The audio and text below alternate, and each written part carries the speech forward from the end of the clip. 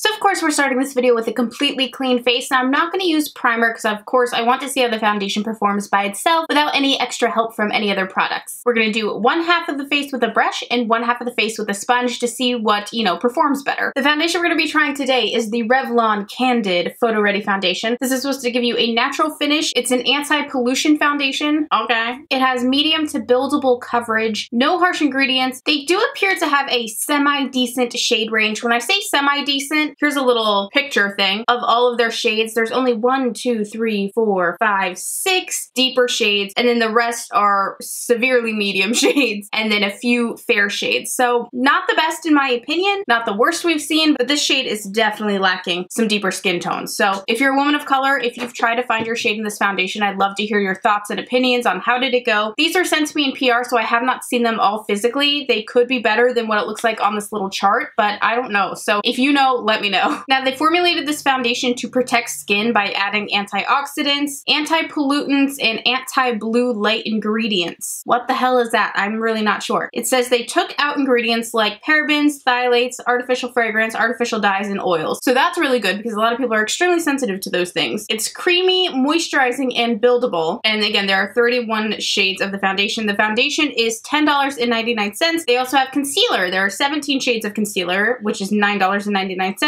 And they have 3 translucent shades, which I appreciate. Not everyone puts out enough translucent shades either, and that is $9.99. So we're going to be trying those today. Now, I don't know why anytime a brand sends me foundation, they always send me the fairest shades. I really don't think I'm that fair, or do I look that fair?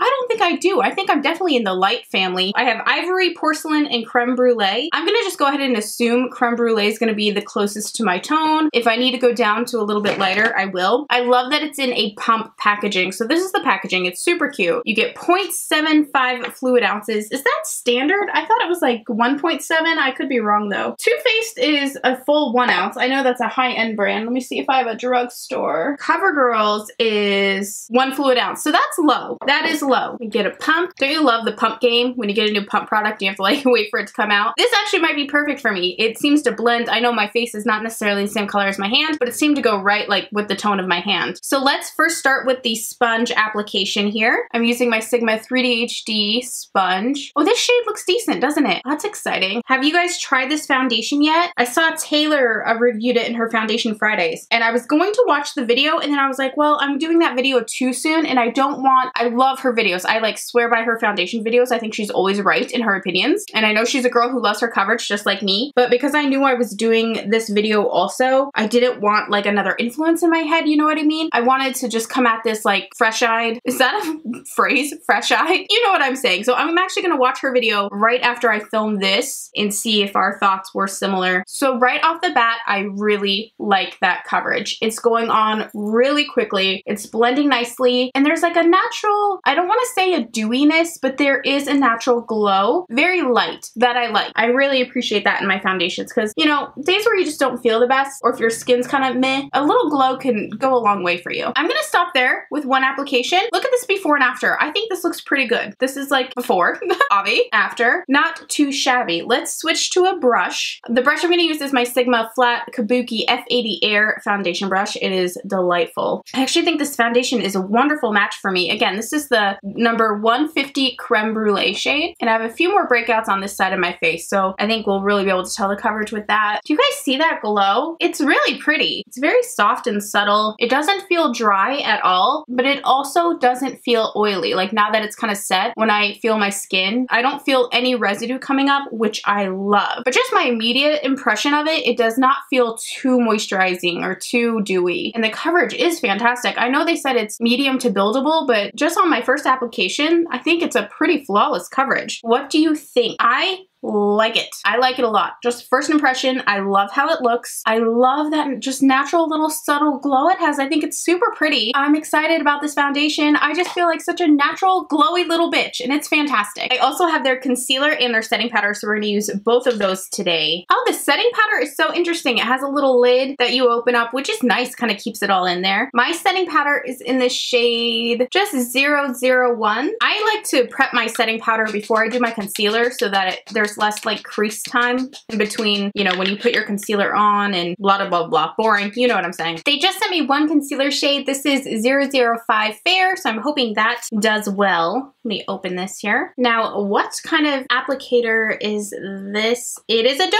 foot. Oh, it's an interestingly shaped doe foot. It's kind of got a little curve, which I think is kind of cute. Might fit in there nicely. So let me go ahead and apply that. I am loving that I'm not noticing any fragrance with these products, and I know it did say in the description that they withheld fragrance from this foundation, which is just fantastic. I felt like this year a lot of brands were coming out with these like highly fragranced products, like all these peach collections and things like that, and it's just weird because I feel like with every passing year we're getting more conscious about the ingredients that we're putting on our skin and what we're using in our makeup. So it's weird when brands kind of ignore the advances in skincare. It's not even advanced. Like, I think it's pretty common knowledge that fragrance really irritates the skin and the eyes, but some brands still continue to put out those fragrance products, even though that tends to be everyone's number one, you know, problem. But I'm happy to see that Revlon did leave it out. So we've applied our concealer. I'm going to take my Sigma 3D HD blending sponge and blend that in. I'm really curious about the coverage of this. You guys know I like to take it all around my lid, mostly just to kind of clean up my lid and make it look a little pretty in case you're lacking in sleep or your eyes are a little darker. I like it to kind of brighten and even them up, but also I tend to just use this as my eyeshadow primer and it does fine. It's like one less hassle in the day, you know what I mean? That's, I would say, is a very sheer coverage. It definitely brightens. I feel like it has the same kind of illumination in it, but for me, I would probably need one more layer of the concealer to have my desired coverage. So there we go. It looks nice. For me, it's a little too sheer. I'm gonna do one more coat, but for someone who obviously doesn't need a lot of concealer, or you just want something very light for the day and not too glam, it might be up your alley. I'm just gonna put it right in my little dark circle spot here. So that tends to be where I look the most tired. That extra layer definitely helps. So for me, I would have to use this probably twice in a routine. Now I'm taking that setting powder with the same sponge. Let me feel this. Oh, it feels just baby soft, extremely soft. I'm gonna pack that under the eyes. This has a very interesting texture. It is so soft, so baby fine. I almost don't know how to describe it, but it also looks like it might be clinging to the concealer a little weird. So when I rub it away, that's what I'm gonna be, rub it away.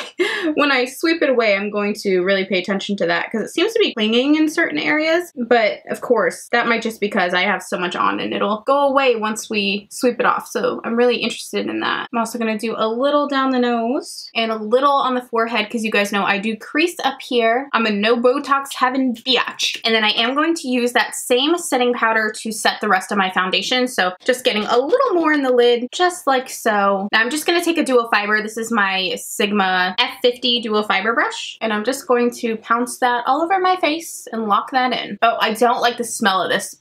It smells like cheap makeup, I'll be honest. Like, you know that kind of like plasticky, like chemical-y smell? And it shouldn't smell like that, right? Because the ingredients are supposed to be more natural. The first ingredient in this, I will say, is talc, and then it's zea corns, it's starch, it's silica, dimethicone, mica. Now these ingredients are extremely popular in translucent powders, so I'm not singling Revlon out for this, but I will say for them having, you know, more of an all-natural, safer line of makeup, I would say this setting powder probably isn't it. It has that mica in it, it has the talc, it has the dimethicone, so beware of that. Now that this has baked for a few seconds, I'm gonna go ahead and dust it off. It feels so soft though. I will say it feels so soft. I will do a photo test with flash to see if it leaves any white, you know, the white streaks under the eyes and whatnot. I don't like this powder at all, and it makes me wonder if I also don't like the concealer. I feel like this just made me look so tired. I look horrible. Do you see like the crepiness under my eye? Oh my god, I gotta look at this up close. I look really, really tired. You definitely see it sitting on the face. I would maybe just use this to set the concealer really quickly, but I don't think I would bake with this at all. It feels soft and it looks soft on the face, but it's just under eyes where it just looks very crepey. Let me know if you can tell. It just looks real sunken in, tired. Yeah, I definitely don't love it under my eyes. I just think it looks a little heavy and just like a little obvious that I'm wearing makeup.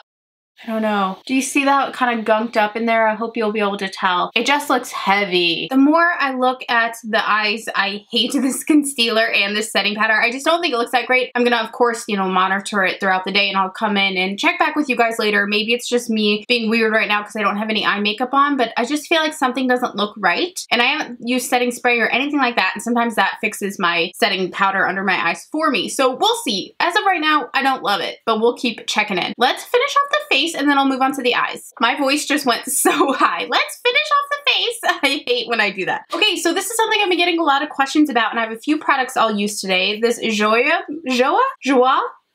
brand. I believe this is a CVS drugstore brand. This is their blush and bronze palette in Sunrise, and that looks beautiful. This is something that a high-end brand like maybe NARS or Hourglass would come out with and like probably mark up quite high to have this really pretty ombre palette. You have a bronzer, a blush, and it looks like this is a highlighter at the end here too. You guys know I'm bronzer crazy, so I'm excited to try this bronzer here. So I'm taking that with my F25 tapered face brush. Let's add this on the cheeks. Give me some life back into my face. Can I thank you guys for all your supportive comments on my past video about my weight? I really appreciated that. You really put me in such a great headspace, and I just want to thank you all for your kindness. This is a little orange, but I don't hate it. It's blending really nicely. It's just not the typical tone I like. I think I like more of a cool toned bronzer, for me anyway, but blends like a dream. I don't want to say it goes on sheer, but it doesn't go on too pigmented. Do you know what I'm saying? It just blends really nicely. Also gonna add some onto the hairline. Oh yeah. I like it on my hairline. Let's also add some of that blush right there in the middle there. I'm not getting so much blush out of that. It's almost more of the highlighter. And I was worried that would happen because it just doesn't look like there's much blush there. It has a pretty glow. I think it'd be a great like fast morning makeup if you didn't want to spend a lot of time searching through your products on what to use. You kind of just wanted an all-in-one. I would probably use this. It seems to kind of knock your highlighter and your blush out at the same time. I don't love that always because as you can see, I have a little breakout here in the highlighters, really amplifying that. I think on a clear skin day though, I would really like this. I don't dislike it at all. I think it's very cute. For highlighter, there's actually one more product I wanted to try. So I just received these beautiful, gorgeous highlighters from Ardell. They are liquid highlighters.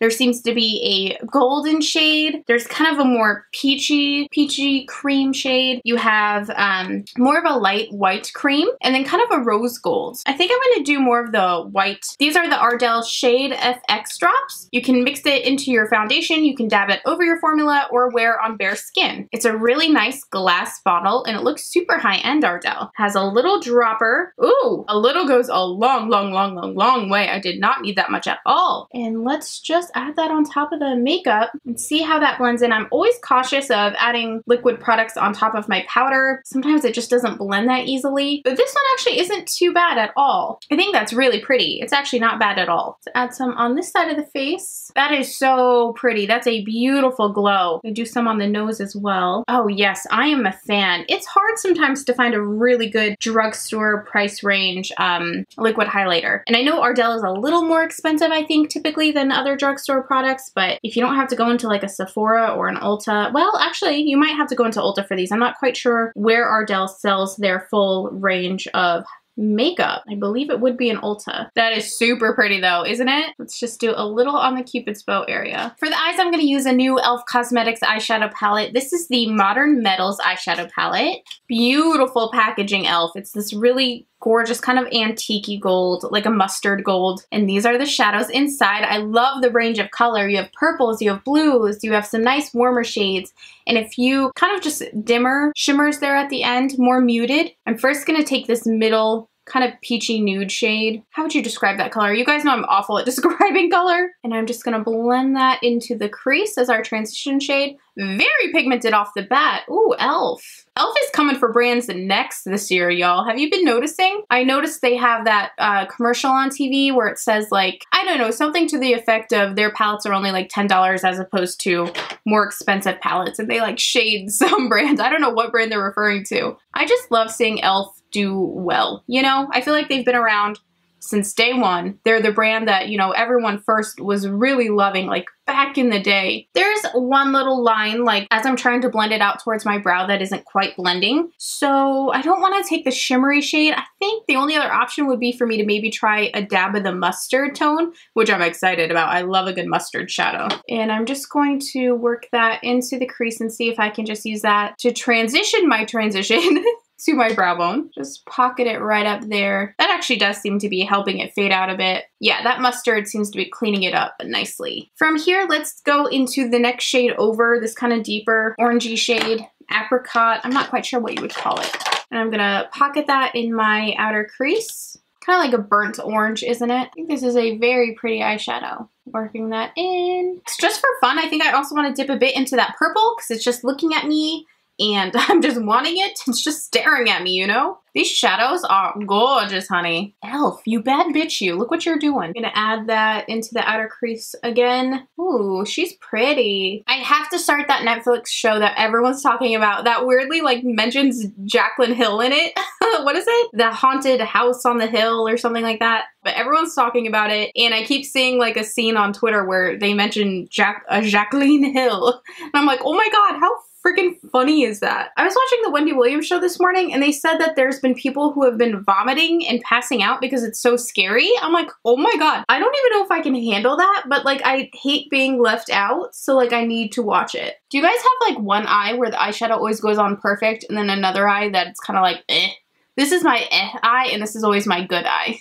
So I just got my brush a little damp and I'm going to take that golden shade and I'm going to go ahead and pop that on the lid. Oh, that's pretty. I'm glad we went with this color. I feel like this is such a Thanksgiving makeup, isn't it? Do you guys get all glam on Thanksgiving or do you guys dress more comfortably? I mean, I think it's probably different from my family because we don't have any extended family out here. It's just my parents and my siblings. So when we would go to Thanksgiving back home with like my, you know, my aunts and my uncles and my cousins and my grandparents, we would always dress up and look super cute and like, or super cute, like, you know, whatever your parents throw on you as a kid. But now we typically go to my dad's on Thanksgiving and I typically just wear like a flannel, leggings. Like we kind of dress more comfortable now. And I gotta say, it's fantastic. It's always fun to look super cute and dressed up on Thanksgiving, but it's also fun to just like be ready and being clothes to just like stuff your face, you know what I mean? Super expandable pants. I'm trying to be like super hardcore strict on my diet right now so I can enjoy Thanksgiving Day because my dad is such a good cook and he makes such delicious food and I don't want to have to monitor myself that day. Though I really should because I'm going to hate myself if I don't get fit by my wedding time. I could not find a drugstore brown eyeliner, so I just used my Makeup Forever brown eyeliner for my lower lash line. I think I'm just gonna stick with this apricot-y burnt orange shade.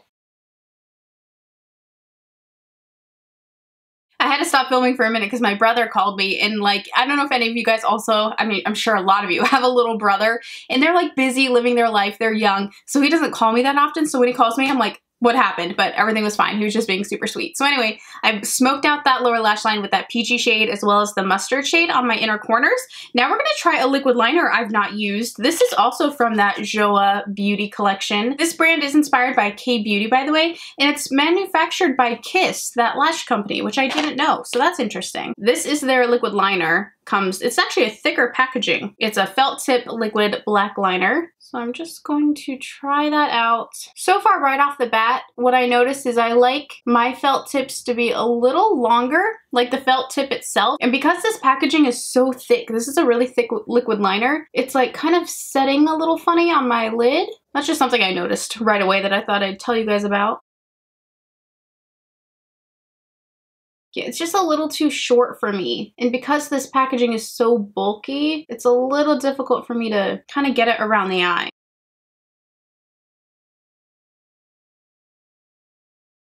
That liner did okay. It looks okay. It was just a little tricky to use because it's so thick. Like, do you see what I'm saying? The tip is so tiny, but then you have all this extra mass, this extra, you know, it like blocks the lid. It's kind of weird, but it looks okay. For mascara, I'm going to use the CoverGirl Supersizer Big Curl Mascara, which I've never used before. Oh, that is a big brush. Sometimes I have trouble with a bigger brush, so I'm nervous because my lashes are so small. The brush looks pink, which is kind of cute behind the mascara. But of course, that's not really what matters, is it? It's how it performs. No clumping right off the bat. Weirdly enough, I actually really like this brush. I feel like it really pulls the clumps out. I'm not noticing a ton of length or thickness, and it doesn't claim to be that. It claims to be a curling mascara. I don't know that I necessarily so far noticed any curling. I mean, they do look a little lifted. They do. Oh yeah, I like it a lot better on my second layer, so that's cool. I actually take back what I said. After a few coats, I feel like it really did lift my lashes. They do look thicker and longer, and I actually really like that